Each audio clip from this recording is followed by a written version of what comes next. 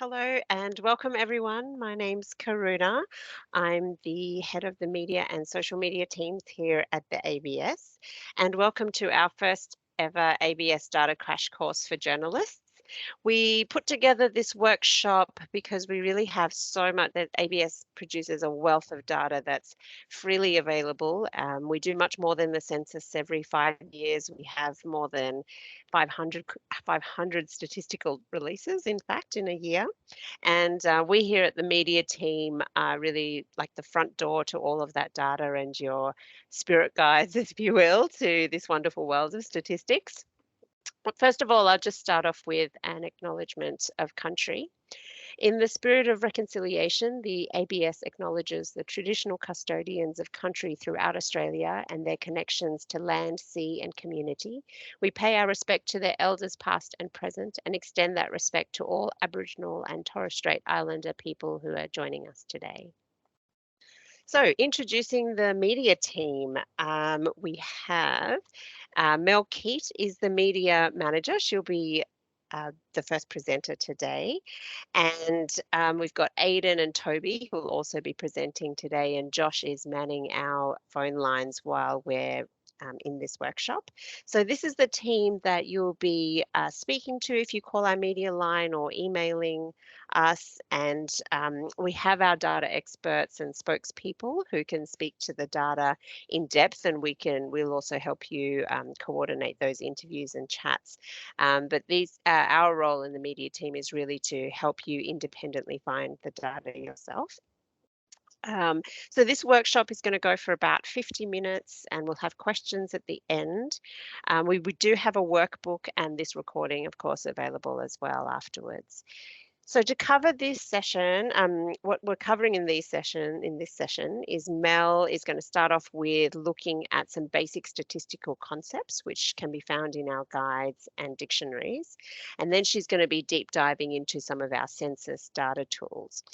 Aidan's going to be teaching us how to navigate and find data on our website. And Toby's going to be looking more specifically at the media content on our website, as well as how to work with us in the media team and our spokespeople. Just a small note, you will hear us talk about publications, and that's really referring to our statistical releases. And I think purely because pub and publications are easier to say than statistical releases, but it harks back to a time when there were physical publications and documents that we produced. What we won't be covering in this session is customized data requests. So this is data that's not freely available on our website and needs to be extracted. We have an information consultancy service that can provide that. It is at a cost. We won't be going into the details of that, but we'll provide a link to that service in our workbook. And also won't be going into like overly technical analysis or commentary. We leave that to our data experts and spokespeople. And we won't be going into complex economic data concepts like CPI or wage price index or GDP. We really could have a whole separate workshop on that topic. And if you are interested in other kinds of topics that we can cover, especially like economic data, please do let us know in the evaluation that we'll send around after the workshop.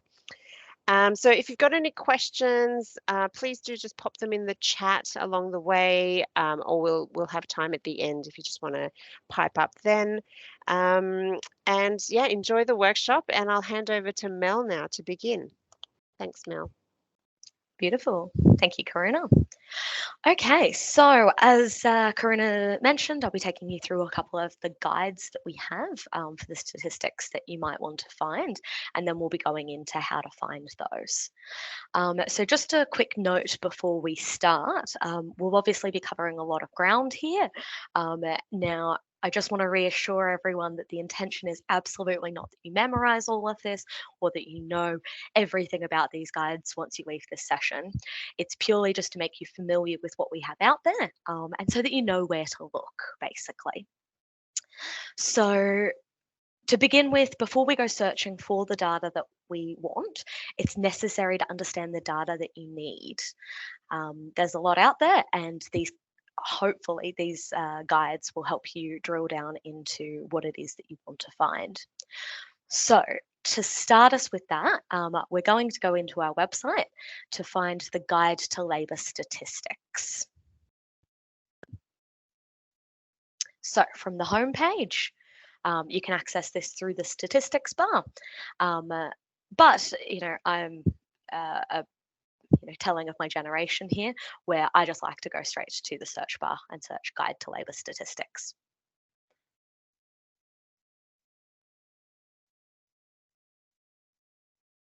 Now we're starting with labour statistics today because this is the labour statistics are one of the most popular and commonly reported on data publications that we have. So this is your unemployment, this is your underemployment, these are your earnings guides, and a lot of other things that are really popular for journalists to report on. So that's why we have this guide here. So there's just two specifically that I'm going to draw attention to, one being the earnings guide. So within the earnings guide, which you can navigate to through that left-hand panel, this one has a really good overview of what exactly is it that you're looking for when you're looking for earnings. And the reason I draw this one out as well is because it has hidden within a bit of a trap for young players, and that is the difference between your mean and your median wage. So again, depending on the article that you're talking about, consider whether you'd like to report on the mean, the average earning, or if it's the median that you want. And again, there's a really good explanation about this further in the guide, specifically the average earnings guide that you can see down that left-hand side as well. But going back one page, the most helpful thing that I like about the labour guides is the I'm looking for X by Y. So depending on what kind of guide you're in, this will be I'm looking for earnings by. And again, depending on your story angle, you might be looking to do something about young people and their earnings. You'll choose the age option there, and that will give you an idea about what data sets you want to be looking for, any limitations or any considerations and nuances that you should bear in mind while you're looking at this data. Alternatively, if you don't care about that your story isn't about young people and their earnings, your story is about the earnings of nurses or a particular occupation, then that's the subheading that you'll want to look into. Now, the next one I want to draw attention to from our labour statistics guide is the gender pay gap guide. Now, I draw attention to this one also because it's very common and very popular for people to want to report on this, want to analyse this, want to understand this. But there's a lot of different statistical ways that you can look at this. There's a lot of different considerations. There's a lot of ways to measure and analyse. So if you are doing anything about the gender pay gap, strongly recommend that you look at this page. Look at it through the search bar as we showed you, or bookmark this page. So again, you can look for I'm looking for gender pay gap by. And this gives you an overview of what data we have, how you can report it, any limitations or nuances that might be associated. So those are our labour statistics guides. Again, not something to memorize or read cover to cover, but please do look into it. And please just give it a little look and a reference when you are writing your stories. There's some great information in there. All right, so the second guide that I want to take us through is the guide to census data. So going back to our website, we can find that again through the search function, or you can hop into Census at the top, and then it's right there in front of you, Guide to Census Data. Now again, census data is one of the most popular and useful data sets that we have. It covers the whole country and a whole range of questions that we refer to as variables. And this is a great place to start when you're starting to understand what census data that you might need or want to look at to make your story even richer. So again, I'm not going to go into too much detail here. I strongly recommend that you look this up in your own time, or feel free to follow along and have a little look while we're going through this session. But the particular resources I was going to draw attention to were the 2021 Census Dictionary. So I just briefly mentioned that we refer to the answers on your question form as variables. That's your age, your income, your ancestry, perhaps. That's what we refer to as variables. And you can search all of the possible variables, what topic they fall under, in this section. You'll also notice, sorry, just going back one page, sorry. Also, just to draw attention here to the codes that you can see listed down the left-hand side of that table there.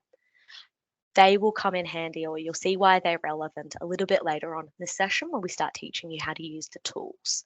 But just make a note for the minute that if you're unsure about any of those codes or acronyms, what they stand for, what they mean, you will find the answers in this variables index in the Census Dictionary. Now, going back to the Guide to Census Data, the other one I wanted to draw attention to was understanding census geography. So again, this is going to be really relevant, and you'll see it in real-time action when we get to teaching you how to use the tools. But essentially, the geographies that we use at the ABS are quite I guess we have a lot of geographies, is what I'm trying to say, and they have certain statistical boundaries and definitions that perhaps aren't exactly how we'd refer to these areas in common parlance. So you can see, towns, for example, in that table on the screen, that we would refer to as significant urban areas or urban centres and localities. So if you're looking for what geography is best for you to look at, and again, what codes or statistical language you need to be able to navigate this tool, or these tools that we'll take you through, strongly recommend looking at the Census Geographies page. That will help you out. There's a few extra links there. I don't have time to go into them today, but they'll be included in your workbook as well. And again, wealth of information to look at in your own time.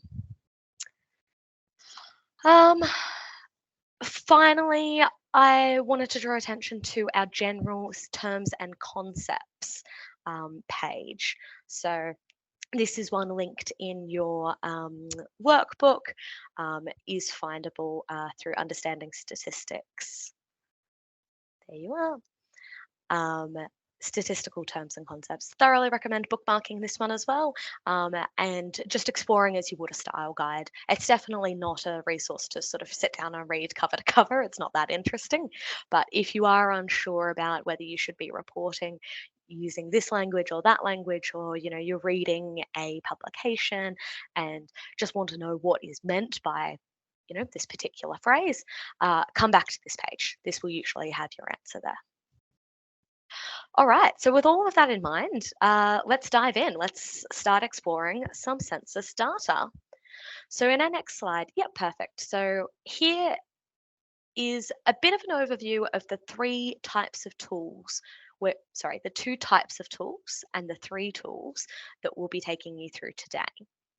So the two types there being an area-based focus. So this is going to be most useful for journalists, reporters, producers who have a particular area and want to find out information about their area. The other type of tool is an area-based comparison tool. So this is going to be most useful for national reporters or state reporters who want to look at their area but compare it to other areas around Australia.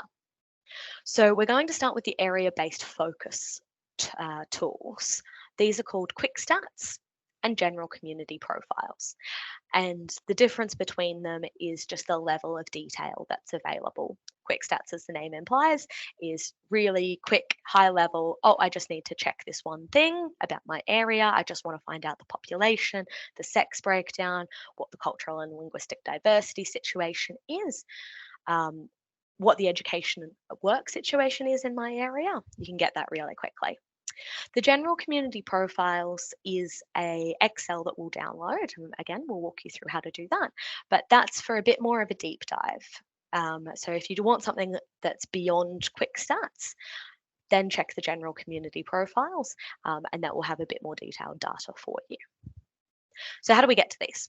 Let's hop into the website now.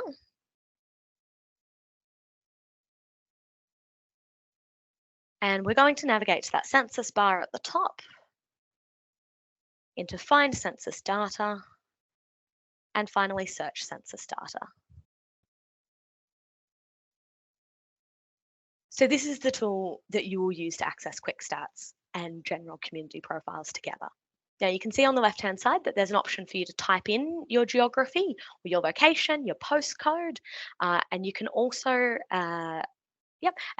check the census year that you want to reference in the next one. We'll just be looking at 2021 because that's the latest release, but you can go back and compare data from previous censuses as well there. Now, I'm going to take us into search by geography menu item, and you can see now why I was taking you through the geography explainer or the guide to the census geographies, because there's a lot of different options here. And again, depending on the angle of your story, you might choose one over the other to get the richest picture that you want to, or the best data for your story. So I'm going to pretend today that I'm doing a story about Belconnen. Let's just say that there's a new hospital opening or there's a hospital closing in my area. So I'm interested in finding out people in my area who might have health conditions, who might provide care for people with health conditions or who are elderly. And we might look at some median income as well. So I know that my area is Belconnen.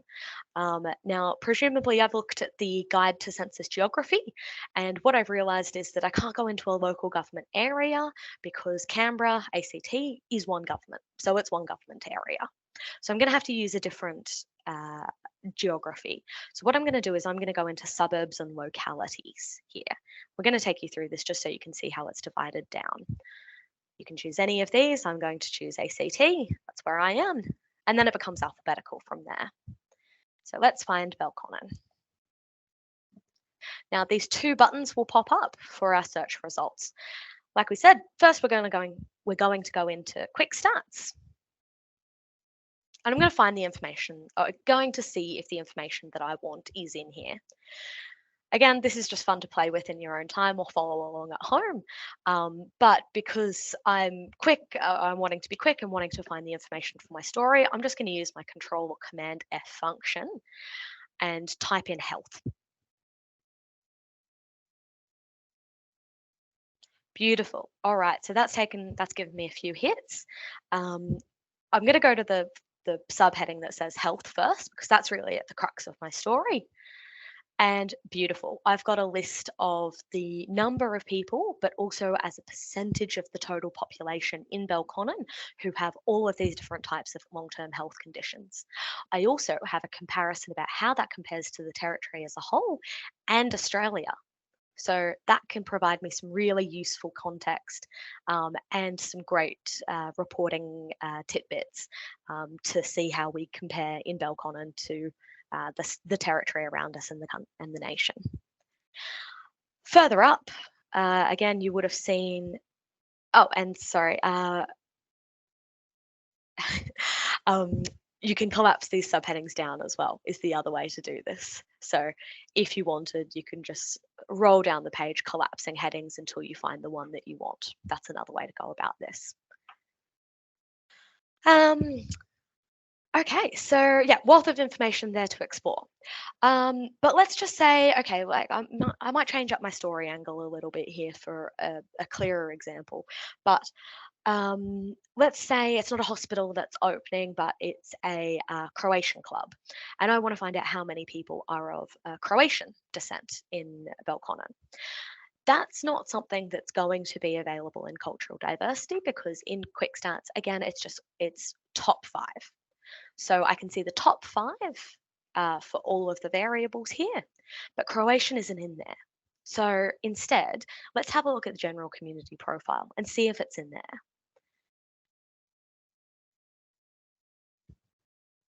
All right, so again, I'm just checking, triple checking, as you can see here, that we've got the right location, we've got the right year. We're going to download that XLSX file here. And a helpful tip that I like to use, I've actually got Australia-wide general community profile saved on my desktop so that I can easily open it and reference exactly what it is that you can get data for using this tool. The format remains the same across all of the general community profiles. It's just the data that changes. So usually if you're the one calling me asking, do you have this available online? This is one of the first things that I'm checking. Now, again, you can pick your own adventure here. We've got 2 contents listed there that will give you a steer. I prefer to use the list of topics because it gives me helpful subheadings to consolidate what the topics are that the data is producing, or grouped under, sorry. So my story angle was about a number of people with Croatian ancestry. So let's have a look under cultural diversity. And let's have a look at ancestry by country of birth of parents. We'll click into that one. And there we go. That gives me an overview of everyone in Belconnen who answered that they had Croatian ancestry and gives me a bit of an idea about where their parents were born as well. So again, just going back to that list of topics, you can get a bit of an idea of how much data is out there. Please explore in your own time. There's so much, there's fascinating insights, and really you just need to start looking to see how much there is and how much you can use. But that's a bit of a crash course in how to use our general community profiles and quick stats. So yes, helpful for reporters just zeroing in on one particular area. So what about for the reporters who want to be comparing different areas? Well, you can just pull up quick stats and general community profiles and manually compare areas if you want to. The other way that we can do it is through a tool called TableBuilder. So you can access that one in the other census data tools and through the tile that says TableBuilder. So this one is a little bit more complicated in terms of a tool. It's a little bit less user-friendly, I will admit, just in terms of its look and feel and layout. It can be a little bit scary. You will also have to create an account to use this one, but there's no charge for that, for the basic data sets. Now, the reason that I'm taking you through this, despite it being a bit scary and despite it being a bit, overwhelming potentially, is that in a survey of all of our data users, 78% say that TableBuilder is their best tool, is their favorite tool, and gets them most reliably the information that they're looking for most of the time. So it's really, really valuable.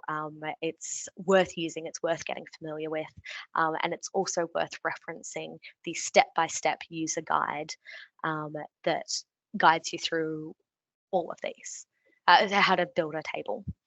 So we're just going to take you through very quickly how to build your own table in here now.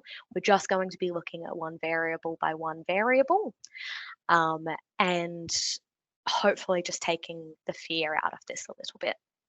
We will also only be looking at the census data in here today. There are obviously many, many other data sets in here. They all come with their own nuances, limitations, and traps for young players. So we just don't have time to get into that yet today.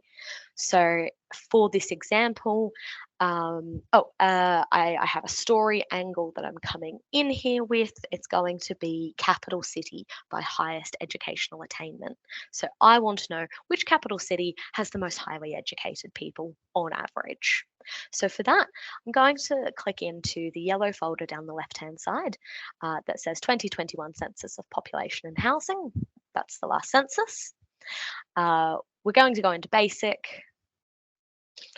And again, now if I was doing, a similar riff off my Croatian ancestry story earlier, and I wanted to compare, say, Belconnen to other suburbs around Canberra or the ACT, I might choose the cultural diversity data set there. Well, I would. That would be the natural place for me to start. However, today, because we're going into an education angle, that's going to be our story for today, I'm going to choose that second option: employment, income, education. So if you give that a double click, it opens up the data set for you eventually. Okay, so we're in here now. Again, geographical areas is going to be a language you'll have to speak or at least reference the guide for. There are a couple of different ways that we get geographical areas through census data, but for this angle, it's most relevant to talk about usual residence. So that's where people are usually living as opposed to where they work. In my geographies, I know that I'm looking for capital cities. So I know that I want to look into the greater capital city areas. Collapsing those down, I'm going to choose specifically the capital cities that I want. I'm not interested in this case in comparing how the capital cities go with the rest of the state, but that is an option if that's a story angle that you're interested in. You can see that appearing down the left-hand side as we select our greater capital city areas.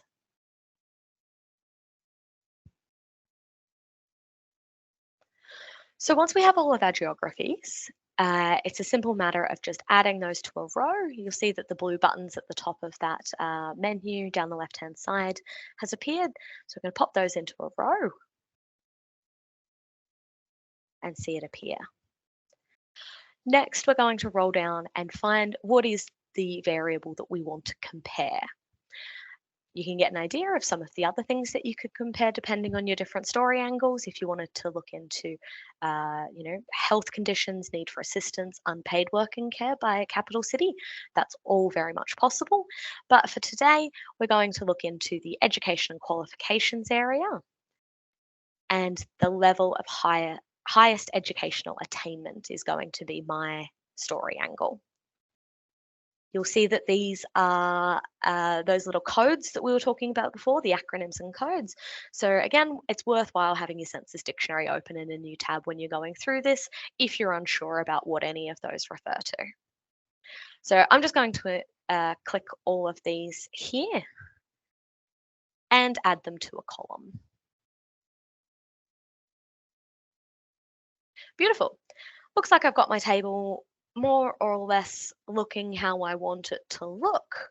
So before I go to Q table, this one's kind of important.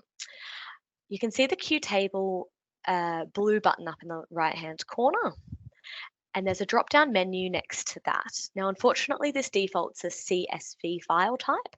We want to change that to an XLSX file. So that's an Excel document. Now, the keen-sighted of you might have noticed that that was how we downloaded our general community profile earlier. And that's because this file format is the preferred way to access ABS data. If you do not have Excel, I would strongly recommend getting it. Talk to your administration or accounting department to get funding for it. Talk to your IT department to get whitelisted for it. We deal with a few journalists calling in every now and then who want complicated data sets but don't have Excel. And I'm afraid that's just not possible for us to produce. You're going to need Excel if you're looking at these data sets. So with the correct file type selected, we're going to hit that Q table blue button. It's going to prompt us to name our table.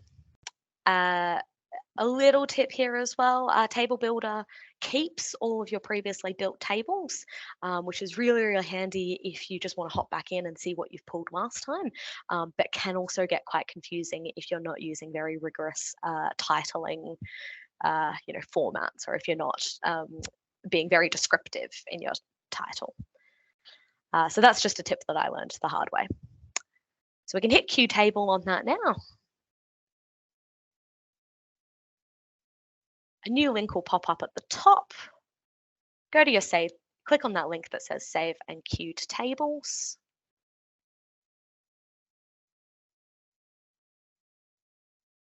There we go. You can see that our Excel is still downloading, but if we hit refresh, they're not huge. This one isn't a huge file and shouldn't take very long. Exactly. Okay, so we'll open that one up. They usually download in zip files, so you may have to extract if you want to play with that. It's also an idea to save your own copy and dismantle all of the protections if you want to start applying filters or playing with that at all.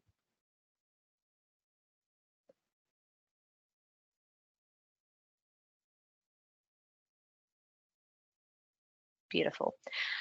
And now we can see this is our data for my story. So I can now compare who out of all of the greater capital city areas has, or which out of all the capital city areas has the highest number of postgraduate degree graduates versus secondary graduates. Okay, so that's our crash course through our census data tools. Again, just really hammering home that if you're confused about any of the terms, if you don't know what any of the acronyms stand for, your census guide, your census dictionary, your census geographies will help you out there. So, with all of that said, and sorry, just lastly, like I said, again, there is a step-by-step guide on our website that will be included in your handbook called Building a Basic Table that will step you through that process that we just went through in TableBuilder. I will now hand over to Aidan. Hello, hello. Hopefully my face has just shown up beside this presentation. But in the meantime, thank you very much, Mel, for walking us through what's available through Census and some of those really useful guides. Those guides are really handy and can just give you some extra knowledge that'll help you navigate to what you want to find quicker and understand what is available for you. We mentioned earlier that labour force is going to be a focus of today with the labour force guide, and that's because labour force is one of, if not our most popular publication outside of Census. And I think Karuna mentioned earlier that there are a lot of other statistical releases that the ABS produces on a monthly, quarterly, annual basis. And I think there's a number somewhere in the mid 500s for the number of publications the ABS puts out each year. So focusing on labour force, you can see here that the labour force has a number of areas, a number of data sets that could be extremely useful to you, including unemployment, participation rate, the current labour force, and things like that in our normal labour force stats. There's also underemployment and underutilization along with people looking for work, and then of course hours worked, so looking at how many hours the people in the labor force have worked and the number of people working those hours. And of course, with most of our data sets, you're able to have a look at how these compare with other variables such as geography, age, and sex. So I'm going to go through a couple of things to look out for on our website before diving into the website. And again, recommend you try and follow along if you have the chance from wherever you are. But having a look at our next slide, this is what I want you to keep an eye out for whenever you're on our website. And these are the really important bits that are going to help you move through our website like you're a trained veteran. They're also going to make, your life a lot easier. We understand that our journalistic colleagues are extremely time poor and you guys are super busy all the time. So we want to make things as quick and as accessible for you as possible. First thing I'm going to point out is this latest release tick. On any publication that isn't Census, there should be at least something above the title to indicate whether you're looking at the latest release or a past release. Latest release, big green tick, happy days. Not latest release or a previous release, you'll find it's got an orange exclamation mark. There is a way to just click on a hyperlink under that to take you to the latest release, but you'll know that if you want to compare previous data from this set, you might want to do it that way. We'll also make sure that when we look at this latest release, we also look at the reference period. Now, the reference period is the time frame when we collected the data that you're going to see here. So Labour Force, our most recent publication, came out on the 13th of April, as you can see here, but the data is actually representative of March of this year, 2023. Now, talking about this released point here, there's also a way to look at the dates for future releases of the publication through this dropdown, as well as the previous releases, and there's hyperlinks to those previous releases on our website. Now, the other thing that you will have seen Mel and myself using so far is the navigation panel that is on the left-hand side of almost all of our website web pages. This is going to help you jump through the different publications and products with ease. And some of the important bits that we're going to look out for is data downloads, along with any geographical titles. Now, not all of our publications go below national level. Most of them, or all of them, will have a national level. Some of them will have state and territory level. Less will have something below that. That's why Census is really handy, because that goes down to the most fine-grained data we have. But look for the geography, look for data downloads, and of course, for our journalistic colleagues, media releases is usually found right down the bottom, along with statistical articles. Now, data downloads is available on the navigation panel, but you'll also find that there's a big blue button right by the title that'll help you get there super quick. So as we go through, I want you all to keep an eye out for this, and we'll make sure that we check those boxes off as we walk through the website. Here are a couple of the other fun bits to look out for, but without further ado, let's jump into the website and do this process. Now, obviously, the ABS has a number of data sets. You'll find that we have our top 5 most requested number along the top here. So population, consumer price index, gross domestic product, average weekly earnings, and unemployment rate. Now, Mel mentioned that when we're doing a story, we want to know what we're looking for before we go looking. I'm going to be looking for the unemployment rate of women or females in the ACT. So there are a couple of ways I could get to the Labour Force publication. If it was released recently, we've got latest releases and future releases here. If you're familiar with ABS and its products, you can use the statistics tab up here to go looking for it. Labour Force being one of our top 5, you can click on this and it will take you to the Labour Force product. But as a member of the internet generation, I am going to go with my favorite friend, the search bar, and type Labour Force. You could also type unemployment. It should take you to the same place. Labour Force, now obviously here there's a couple of things like when it was released and the reference period, but if you're going with something that you're unfamiliar with, when you click on it, we're looking for that big green tick on the web page there. Latest release, reference period, March 2023. This was released on the 13th of April. That's really helpful. Just reminding us, future releases, here are those dates for the next couple of releases of the Labour Force survey, along with previous releases, where we can actually jump straight to those previous releases, and there's view all releases there for you as well. Now, data downloads, all that fun stuff. Now, there's states and territories, and we can obviously jump into that to go and look, but I want to show you a bit more than that. And I'll remind you, media releases is down here. But for now, rather than scrolling all the way through this information and waiting to get to where we want to be, I'm just going to click data downloads and jump straight to where I need to be. All right, so I mentioned that I'm looking for Labour Force status or unemployment for females, so by sex, and in the ACT. Now, you can see that there's a quick list of some of our states and territories here, but trap for young players is this show all hidden data button. Sometimes if you can't see what you're looking for, jump into this and it'll pop up and show you what you're looking for. The next thing I'm going to highlight is these words here: trend, seasonally adjusted, and original. Now, these are just some of the ways that we label data, and they do have different sets.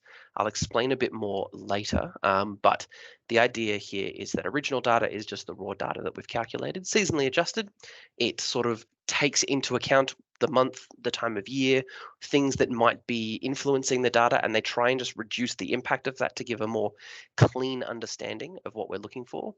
and then trend smooths that out even more, so that when we've had 3 months of an increasing unemployment, or sorry, a decreasing unemployment rate, 1 month that has the unemployment rate increase doesn't impact the trend as much, and you'll still see that the trend is going down.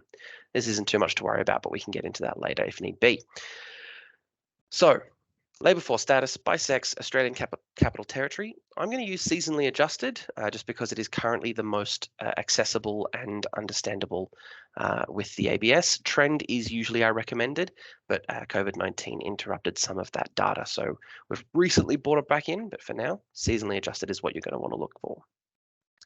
Opening up that Excel spreadsheet, again, plenty of confronting pages when navigating data. There's a lot here to look at. I'm going to zoom in so that you can see it.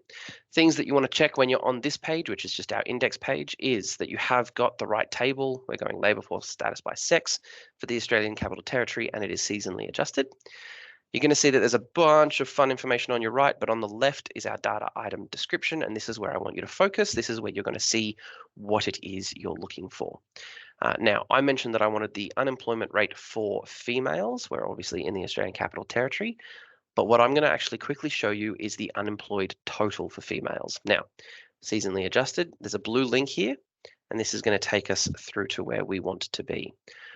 So it will highlight the column that we need. You can see that here, and I can double check that by looking at the title up the top, unemployed total females.